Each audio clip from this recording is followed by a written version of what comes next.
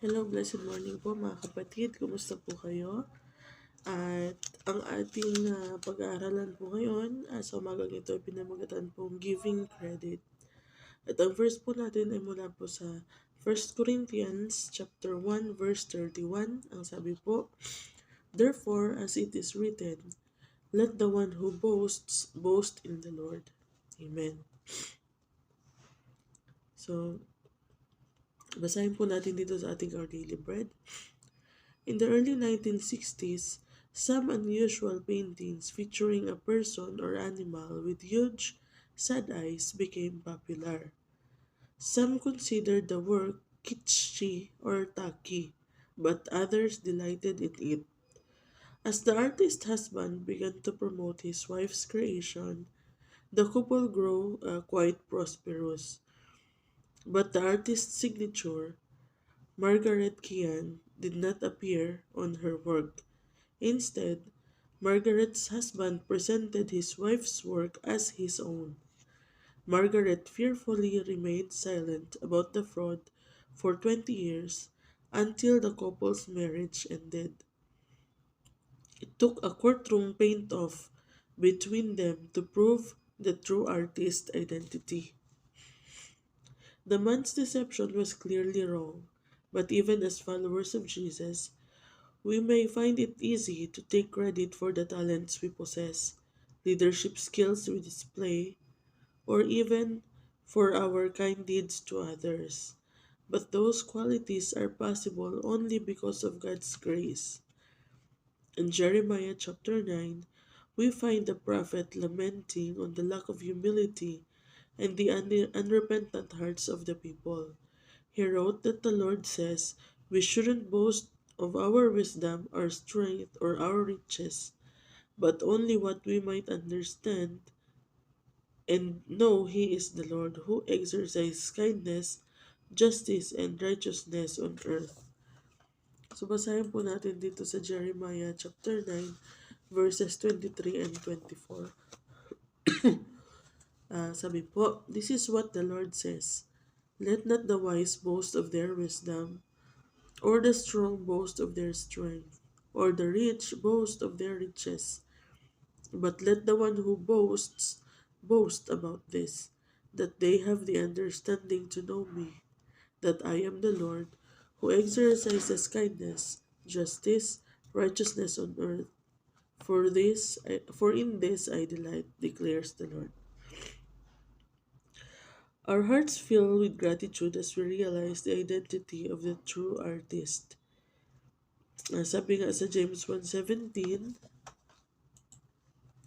"Every good and perfect gift is from above, coming down from the Father of the heavenly lights, who does not change like shifting shadows." So all of the credit, all of the praise belongs to the giver of good gifts. We were created to give God glory. Amen. Praise the Lord. So sa ating sa ating verse po sa 1 Corinthians chapter 1 verse 31, yun daw po mga nagmamayabang, ipagyabang po natin yung Panginoon. So dito po sa ating story sa Our Daily Bread, sumikat po dati daw yung painting ng person or animal with huge sad eyes. So ang nagpo-promote ng painting is yung husband ng artist, hindi yung artist herself. At ang nangyari, ang pumipirma, or di ba sa mga artist, merong sign yan sila sa kanilang mga work. So ang pumipirma, hindi yung artist, kundi yung asawa niya. So for 20 years, ganun ang nangyari. At quiet lang yung artist hanggang sa naghiwalay sila. So syempre, nagkaroon ng kasama dun sa sa dispute nila, siguro dun sa settlement or ano man, is yung mga kikitain nila sa paintings, po. So kailangan mapatunayan kung sino ba talaga yung artist, kasi kiniklaim ng babae na siya talaga yung artist, pero hindi nga siya ang nakapirma na doon sa mga paintings niya, kundi yung asawa niya. So ang nangyari, para malaman kung sino yung totoong artist, nag-compete sila na mag-paint doon sa loob ng courtroom. So, syempre, doon napatunayan na yung babae talaga yung nagpipaint. So, sa atin din po, bilang mga ang tawag dyan, bilang mga tagasunod ng ating Panginoong Jesus, minsan po, ganito din yung ginagawa natin, ano po, instead of presenting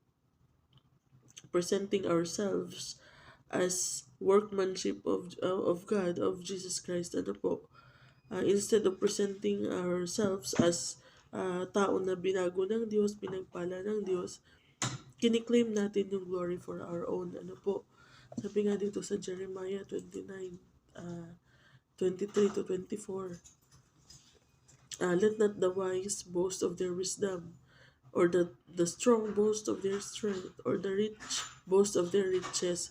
So, wag po nating ipagmamayabang itong wisdom, strength, or riches na meron tayo. Ano po? Ang ipagmayabang po natin is kung meron tayong understanding na kilala natin ang Diyos, ano po, that He exercises kindness, justice, and righteousness on earth.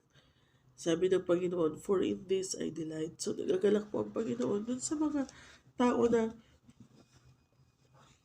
ang pinapakita po is, yung ang pinagmamayabang po nila is yung Panginoon, hindi po yung sarili nila. Ano po, it's very easy for us to take credit pagka, let's say po maganda ang boses natin, pagkakakanta tayo, sinabihan tayo na, ang ganda naman ng boses mo, ang ganda naman ng boses mo. It's very easy to take credit na, regular po kasi ako na nagpa-practice, regular po kasi ako na, nag-rehearsal sa talagang hindi po ako umiinom ng malamig, yung mga ganon. It's easy to take credit na it's our own, it's by our own action, it's our own effort na nagkaroon tayo ng magandang boses, ano po. Though, yung mga yun ay essential para mapangalagaan natin yung ating magandang boses. But ultimately, that beautiful voice is a gift from God. Ano po, pinapangalagaan lang po natin. So, huwag po natin iti-take yung credit na sa atin lang. Always give the glory back to God. Ano po, purihin ang Diyos po kasi siya po ang nagbigay sa akin ng magandang boses. Ano po, so, whatever for example, riches, ay, ang yaman-yaman mo na, ay, pinaghirapan ko yan, pinagtrabahoan ko talaga, tsaka talagang tipid na tipid ako, nag-ipon talaga ako, kaya ako yumaman ng ganito. It's good na naging good steward ka ng riches na ipinagkatiwala sa iyo ng Diyos, pero ultimately, pinagkatiwala sa iyo ng Diyos yan. Galing pa rin yan sa Panginoon. Gift pa rin yan sa iyo ng Panginoon. So, we cannot boast, ng itong kung anong mga meron tayo dito sa mundo. Ano po, kasi lahat po yan ay galing sa Panginoon. Sabi po sa James 1:17, every good and perfect gift is from above, coming down from the Father of the heavenly lights, who does not change, like shifting shadow. So, ano man yung good and perfect gift that we have, it's from above. Ano po, kaloob po sa atin ng Diyos yan. Sorry po. Napakaganda ng asawa natin or napakagwapo. Ay, ang gwapo naman ng asawa mo, ganda naman ng asawa mo.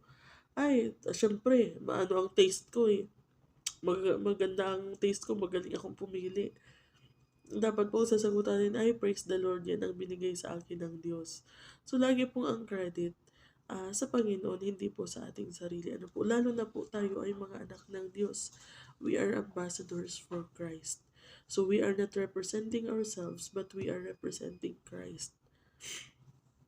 Diba ang mga ambassadors, pag pumupunta sila, let's say, ambassador ng Philippines dito sa Saudi, hindi sarili niya yung minamarket niya dito, hindi yung sarili niya yung nire-represent niya. Ang nire-represent niya is yung Pilipinas. So, in the same way, tayo bilang ambassadors for Christ, ang nire-represent po natin ay ang ating Panginoong Jesus, hindi po yung ating mga sarili. So, lahat po ng makikita nila na maganda sa atin, we should give credit to our Lord. Ano po?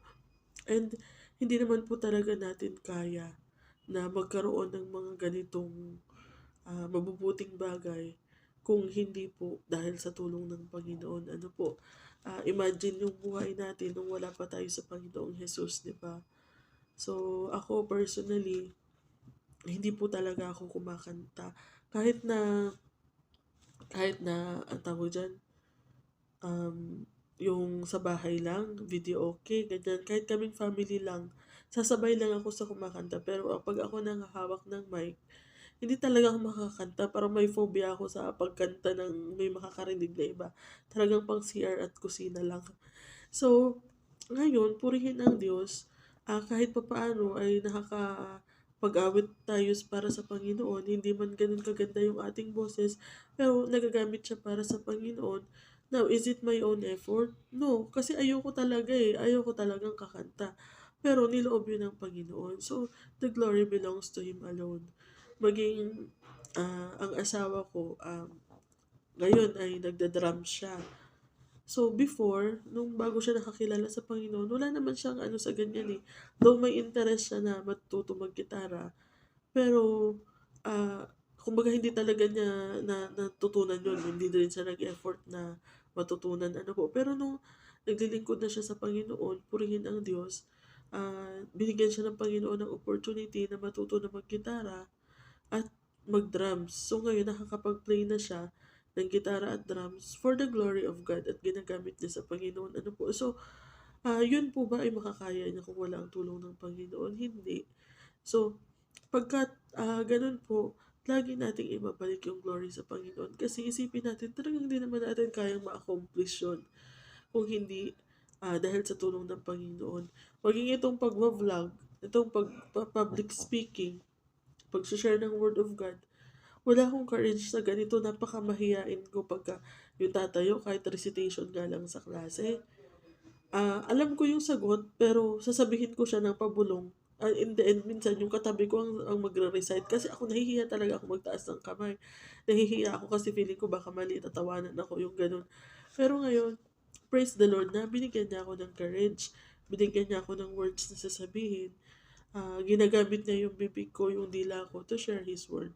So, effort ko ba yun? Hindi. Kasi kung ako lang talaga, wala sigurong pagbabago na ganun pa rin ako mahiyain. Hindi, kung parang may phobia sa public speaking, ganun. So, baka ganun pa rin ako hanggang ngayon. Pero purihin ang Diyos na binabago niya tayo, at siya yung nagbibigay nga ng mga gift na magagamit natin for His glory. So, wag po natin kakalimutan na ibalik po lagi sa Panginoon yung glory that belongs to Him. Let's give Him credit dun sa mga gift niya sa atin. So, Amen.